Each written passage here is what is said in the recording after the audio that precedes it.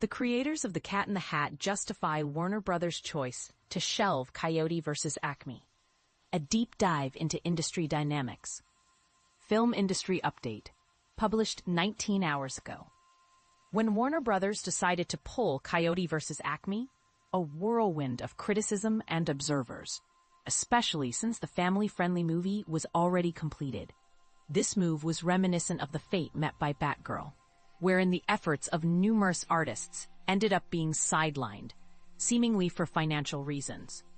Now, as Warner Brothers embarks on a fresh animated journey with the classic Dr. Seuss tale, The Cat in the Hat, the filmmakers are voicing their support for the studio's controversial choice.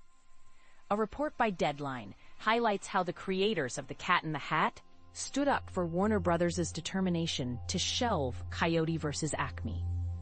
They urged that rather than allowing this single instance to shape the narrative of the entire industry, a broader perspective must be adopted. Alessandro Carloni, the co-director and co-writer, recently shared his views at the Annecy Festival's Work in Progress session. Carloni, who has an impressive resume with 6 directorial roles but only 2 completions, emphasized that navigating disappointments is part and parcel of the industry. He remarked, "It's a frustration one must contend with. Unlike solitary painters, we're fortunate to create grand and costly art as a business." Moreover, Carloni pointed out that while some have been less fortunate by losing projects, it's essential not to let one episode define the whole industry's character. His co-director, Rivinoja, added a practical tip for movie enthusiasts to prevent such cancellations. Support films by going to the theater, whether for blockbusters or indie releases. Don't just stick to streaming. On a related note, the animated revamp of The Cat in the Hat is set to charm audiences with a stellar cast.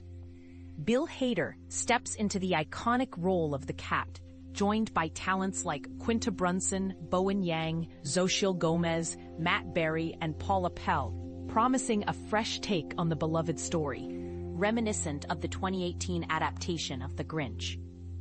About the article's author. News editor. An enthusiastic aficionado of 80s and 90s action classics, Bruce Lee, Jackie Chan, Die Hard, and the iconic Back to the Future trilogy, the writer delves into the magic of movies, art, and creative expression.